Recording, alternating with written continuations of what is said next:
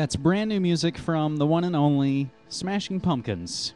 That song is available for free on their site, smashingpumpkins.com, and it's called Freak.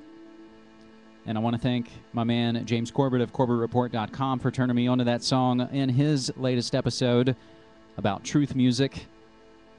But you are here, and it's now, my friends, and welcome to the 184th episode of MediaMonarchy.com. It's August 27th, 2010, and my name's James Evan Pilato. I'm your host and webmaster of the site and show, MediaMonarchy.com, your source for alternative news, politics, conspiracies, and cover-ups. And we are broadcasting live, as always, live every Friday morning at 10 a.m. Pacific Time from the Portland Radio Authority, PRAradio.org. And, of course, a huge thanks to our great affiliates who help syndicate and rebroadcast MediaMonarchy.com, such as the fine folks at ZeroPointRadio.com, broadcasting live as we speak worldwide on ZeroPointRadio.com, as well as 92.3 FM and 1670 AM in Casper, Wyoming. The worldwide home of free speech, RevereRadio.net, broadcasting live 1 p.m. on the East Coast. And again, thanks to FROlympia.org, Free Radio Olympia on 98.5 FM in Olympia, Washington. I did post up an interview I did with those guys a couple of months ago. It's there for you.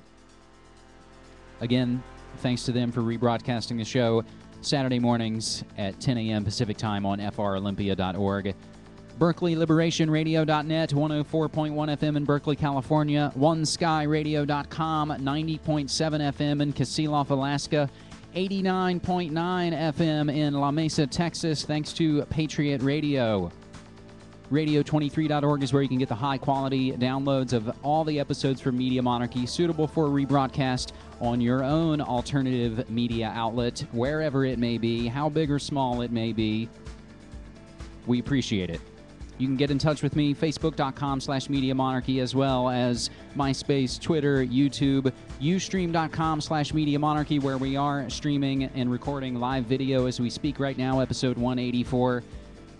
Blip.tv, CafePress.com/Media Monarchy. You can get a t-shirt.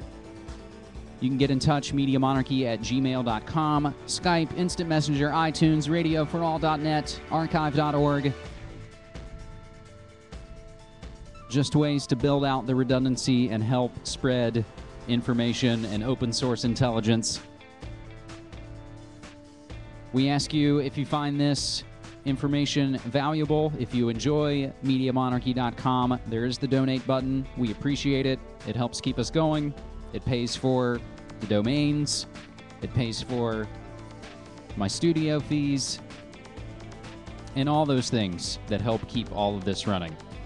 So I'd like to thank my man David in Hollywood, the latest donator to Media Monarchy, and your exclusive 2020 Hindsight Censorship on the Frontline DVD is coming out to you.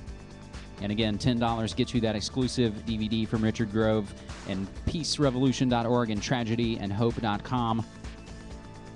We also want to remind you that my man Clyde Lewis of GroundZeroMedia.org is doing his live presentation tonight at the Kenton Masonic Lodge in Portland, Oregon. Plan 10.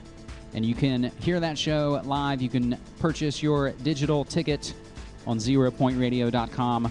I will be there, and it ties in with all that we're seeing with the predictive programming going on in inner space and outer space.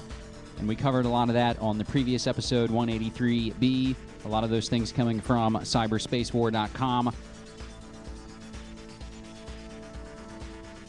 And before we get into our first bit of news, we, of course, always like to glance at what the breaking news is on this Friday morning, August 27th, 2010.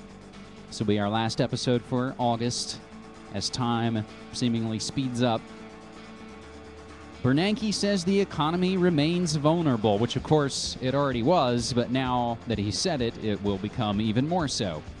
Downward revision of gross domestic product growth, a strong signal of stalled recovery. And the third story is about sports. Yes, that's the most important thing. Torn ligaments in the bread and circus sports world. So we'll leave that open in case anything breaks. We'll try and fix it for you here on episode 184 from MediaMonarchy.com. Amazingly enough, we're only going to go over 4 posts in this episode, but they are all 4 massive and tie in so many things.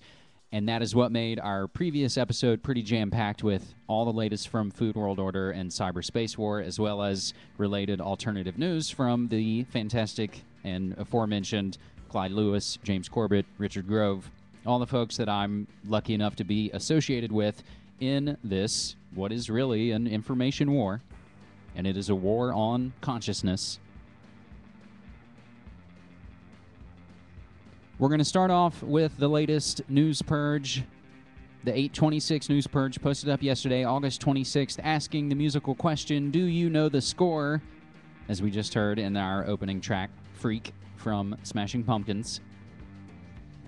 We're going to start with a piece from Steve Watson that really breaks down and really fleshes out the story that we covered last week, and that is the Ground Zero hysteria.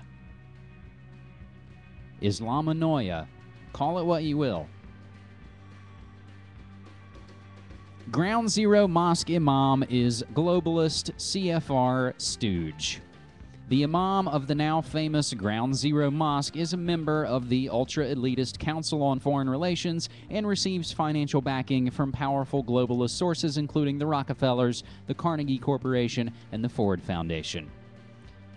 Of course, all folks who supported Hitler.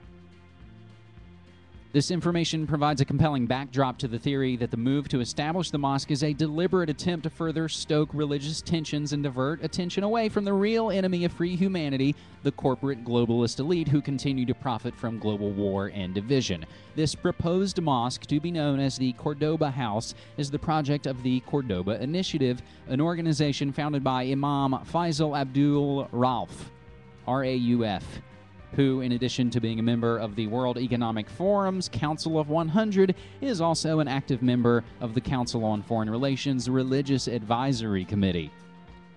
The Cordoba Initiative's website states, Christian support for the Cordoba House in the form of Christian publication Sojourners, which is owned by evangelical Christian writer and political activist Jim Wallace, also coincidentally a sitting member of the Council on Foreign Relations Religious Advisory Committee.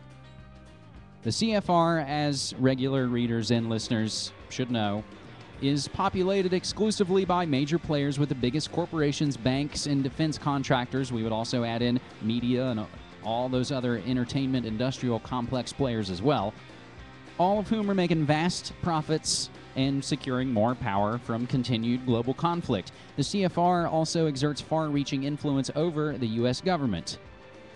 Tony Cartolucci over at Land Destroyer blog breaks down the fact that every single leading player in both the neocon-infested Bush administration on the fake right and the Change Gang under Barry Soetoro and the fake left is a CFR luminary.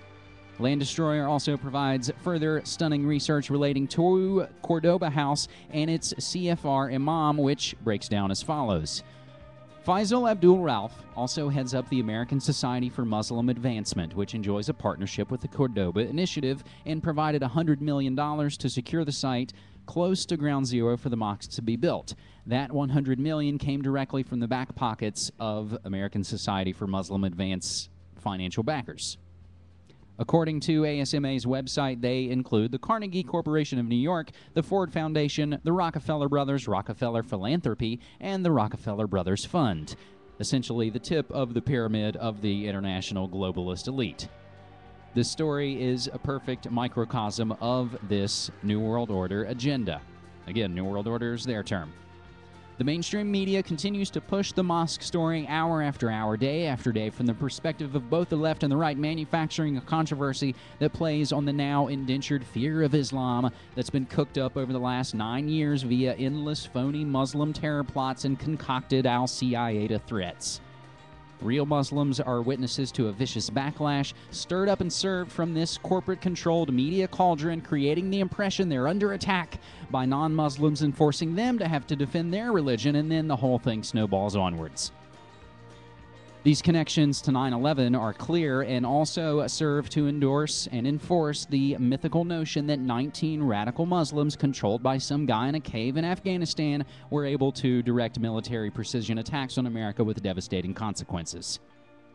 Meanwhile, behind all of this are the global elite, rubbing their hands in glee as a manufactured clash of civilizations unfolds and the whole of humanity lunges at each other's throats.